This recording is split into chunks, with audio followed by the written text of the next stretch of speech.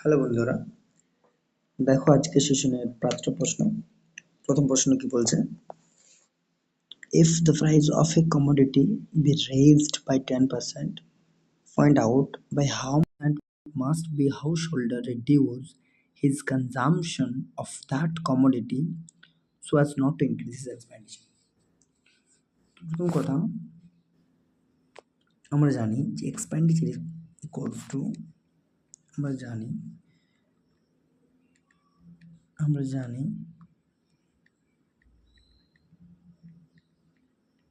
expenditure equals to price into consumption.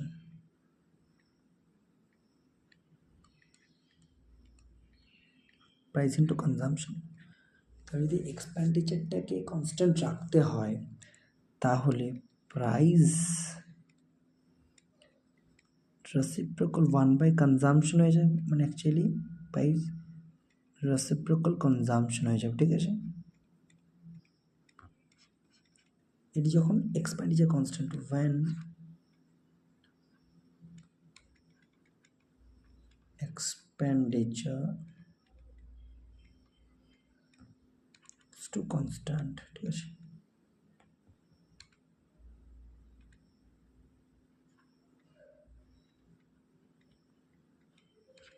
ঠিক আছে।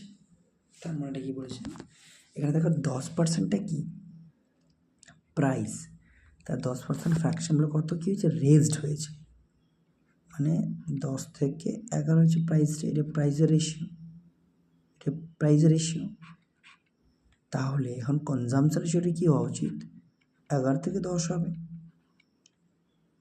যেহেতু আমার এক্সপেন্ডিচারটা কনস্ট্যান্ট। এখন দেখো 10 ইন্টু 11 110, 11 ইন্টু 10 110, এক্সপেন্ডিচারটা কনস্ট্যান্ট রয়ে গেছে, তার মানে 11 থেকে 10 হয়েছে, তার মানে 1 রিডিউস করছি কততে, 11তে, তাহলে 100 দ্বারা গুণ করলে পার্সেন্টেজ পেয়ে যাবে ইকুয়ালস টু 9/11% রিডিউস করতে হবে। ঠিক আছে, কমোডিটি কনজামশনটা এত পার্সেন্ট রিডিউস করতে হবে। ঠিক আছে, 9.11%। Next question, two trains, one 152.5 meter long and the other 157.5 meter long, coming from opposite directions, cross each other in 9.3 seconds. The combined speed of the two trains every hour would be, কিছু না, এখানে বলেছে দুটো ট্রেনের combined স্পিডটা কত হয়ে যাবে। না দেখো, প্রথম কথা আমাদের রিলেটিভ স্পিড কী হয়, যদি অপোজিট ডিরেকশনে যায়, একটা ট্রেন এখান থেকে যাচ্ছে, একটা ট্রেন এখান থেকে যাচ্ছে, অপোজিট ডিরেকশনে যায়, তাহলে কিন্তু রিলেটিভ স্পিডটা সবসময়তেই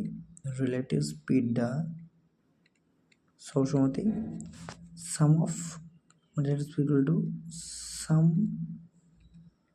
of the speed of two trains, ঠিক আছে। যখন অপোজিট ডিরেকশন, যখন সেম ডিরেকশন তখন কিন্তু সাবট্রাকশন হবে, অর্থাৎ বিয়োগফল হয়ে যাবে। তাহলে এখন কিন্তু অপোজিট ডিরেকশনে যাচ্ছে, তার মানে, আর আমাদের জানি স্পিড সমান কি হয় না, স্পিড ইকুয়ালস টু আমরা জানি ডিস্টেন্স আপন টাইম, তাহলে টোটাল ডিস্টেন্স কত যাবে, 152.5 প্লাস 157.5 বাই টাইম হচ্ছে 9.3 সেকেন্ডস। ঠিক আছে, এটা যেহেতু মিটার বলেছে তাহলে মিটার পার সেকেন্ড আসবে, তাহলে কী হয়ে যাবে না 310। ঠিক আছে,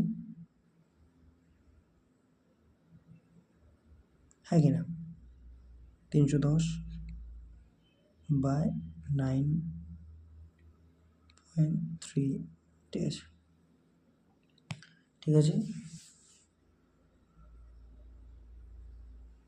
ঠিক আছে।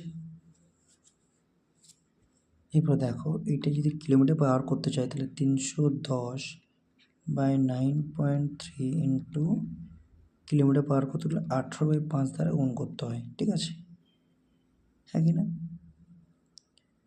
তো দেখো এখান থেকে আমরা কি করতে পারি না, 3 31 3 6, এই 10 মিনিট একটা শূন্য চলে যাবে, ব্যাস ঠিক আছে, তাহলে 31/10-এ, ঠিক আছে, 5/12-তে 60, তাহলে 120 কিলোমিটার পার আওয়ার।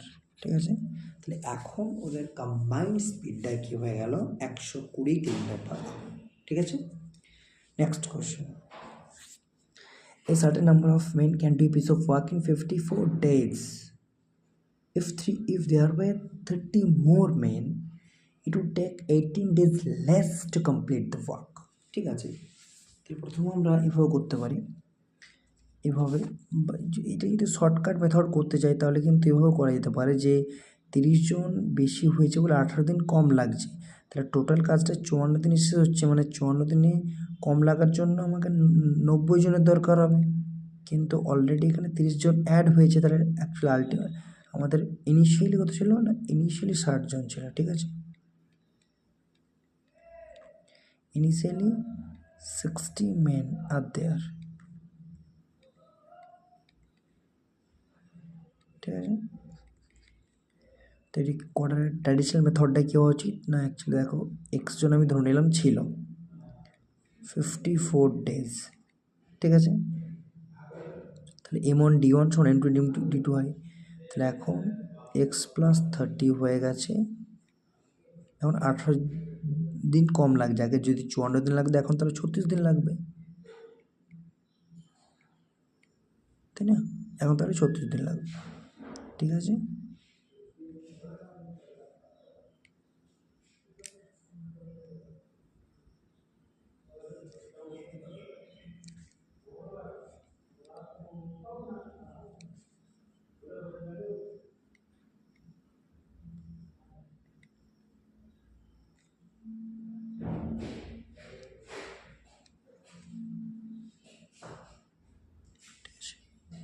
তাহলে ক্যালকুলেশন যদি করি এটা হয়ে যাবে 3x = x + 30 × 2, 18 দ্বারা গুণ করলাম, তাহলে 3x = 2x + 60, তাহলে x = 60, তার মানে এটাই আমার প্রথমে অ্যান্সার বার হয়েছিল ওইভাবে করলে। তাহলে the number of men initial is,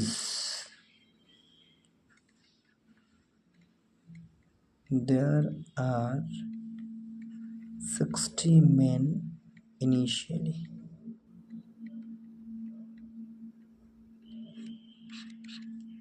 next question. ঠিক আছে, কি বলেছে, a + b + c/2 = 16। তার মানে যদি আমরা দেখো এটা এইভাবে করতে চাই,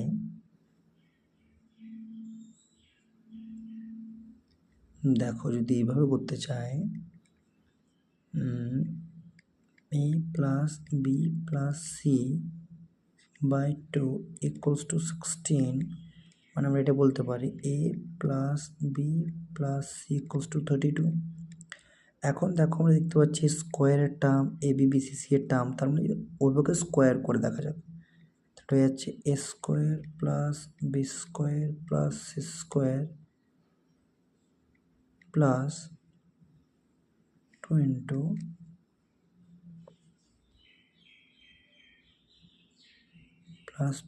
× ঠিক আছে, কী হয়ে যাচ্ছে 2 × ab + bc + ca = 1024, কারণ 32 হাজার 24 হয়। ঠিক আছে, এবারে দেখো এটাকে যদি আমরা এভাবে লিখি a² + b² + c² 2ab + 2bc + 2ca = 1024, তো দেখো a² + b² + c² আর 2ab 2bc 2c এর মানটা দেওয়া হয়েছে 120 প্লাস 120 = 1024। ঠিক আছে, তার মানে এখন স্কোয়ার + b² + c² = 904 হয়ে যাচ্ছে, আর আমার মান চেয়েছে কত না 4 × a², মানে 4a², 4b², 4c², তাতে তার মানে যদি 4 উভয়কে গুণ করি তাহলে এটা হয়ে যাবে 4 into a square plus b square plus c square equals to 4 into 904, তাহলে হচ্ছে 4 a square plus 4 b square plus 4 c square equals to, ঠিক আছে, 3616।